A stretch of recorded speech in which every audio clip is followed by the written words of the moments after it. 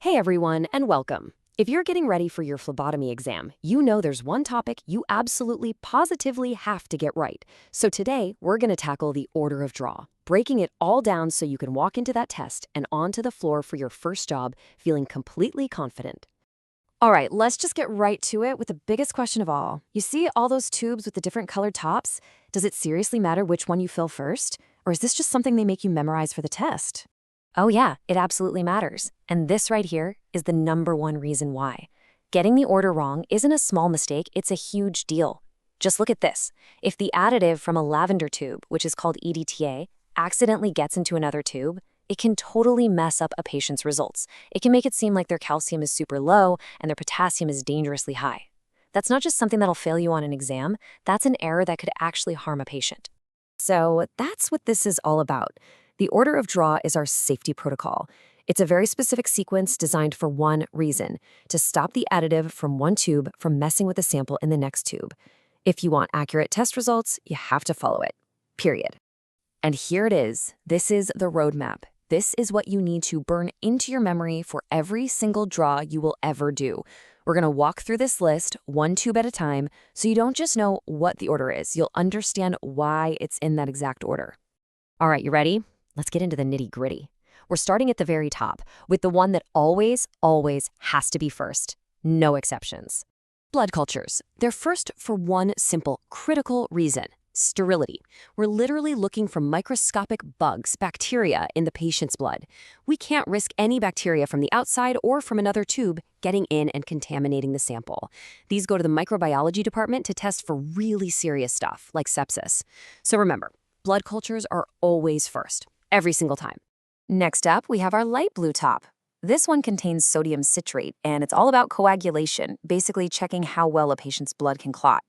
Now listen up, because this is super important. You have to fill this tube all the way to the top. A partial draw is no good. It messes up the perfect 9-to-1 ratio of blood to additive, and the lab will just reject it. It becomes completely useless. Okay, after coagulation, we move on to the serum tubes. You'll see red tops, gold tops, or those speckled tiger tops. The goal for all of them is exactly the same. We want the blood to clot so we can get the serum out. The plastic red tops use a little bit of silica to get the clot started, while the gold and tiger tops, we call those SSTs, have this cool gel inside that creates a perfect barrier between the serum and the blood cells when you spin it down. Okay, let's press pause for a second, because this is something that trips a lot of people up. What's the real difference between serum and plasma? It's actually pretty simple. Plasma is the liquid part of blood that hasn't clotted. It still has all the clotting factors floating around in it. Serum is what you get after the blood clots. All those clotting factors have been used up to make the actual clot. All right, moving on to our green top tube. This one's got heparin in it. Heparin is an anticoagulant, which means it stops the blood from clotting. And if the blood doesn't clot, what kind of sample do we get? That's right, we get plasma. The key thing to remember about the green top is speed. This is your tube for stat orders, for emergencies, when a doctor needs results right now for things like electrolytes or heart muscle enzymes like troponin. Here is the easiest way to remember this for your exam. Seriously, just burn this into your brain. Green means go fast. It's your go-to tube for stat tests when you absolutely have to hurry. And now we've arrived at the tubes with that really powerful EDTA additive we talked about at the beginning. You'll see these as lavender, purple, or pink tops. You can think of these as the workhorses for the hematology department. They're used for some of the most common tests out there, like a complete blood count or CBC. The pink tops are specifically for the blood bank. And finally, bringing up the rear, we have our last tube, the gray top. This tube has a very specialized job. The additives in here are designed to preserve glucose and stop it from breaking down. So anytime you hear words like diabetes, fasting, or sugar, your brain should immediately go to gray top. It's also the right tube to use for blood alcohol level tests. And hey, here's a great little memory trick to lock this one in. Just think of the gray tube as being at the end of the draw, right? Kind of like the end of your day. And at the end of a long day, what might you have? Maybe a sweet treat, that's for glucose, or maybe an adult beverage, which is for ETOH or alcohol testing. It's a silly but effective way to remember what it's for. Okay, you've got the sequence down. Now let's switch gears and do a rapid-fire review of the 3 facts that students get wrong most often on their exams. If you can nail these 3 things, trust me, you're going to be in great shape.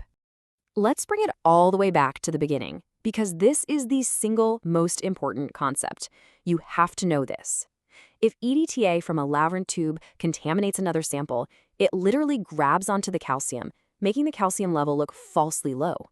And because the additive itself contains potassium, it will make the potassium level look falsely high. This is the reason the order of draw exists. Fact number 2, the light blue rule. This is not a suggestion, it's a hard and fast rule. For some other tubes, you might have a little bit of wiggle room. Not this one. For coagulation tests, that 9:1 blood to citrate ratio is everything. If it's a short draw, the lab will reject it. No questions asked. You have to get a full tube. And finally, fact number 3. Let's clear up any confusion about the sample type. It's easy to get them mixed up. Just remember, the green tube has heparin. Heparin is an anticoagulant. Its job is to prevent clotting. So if the blood doesn't clot, you get a plasma sample. Green means go, and green means plasma. So there you have it, the complete order of draw, from the why to the how. You have the map, you have the key details you need to know, you are ready for this. The only question now is, which one of these are you going to remember first when you sit down for that exam? You've got this.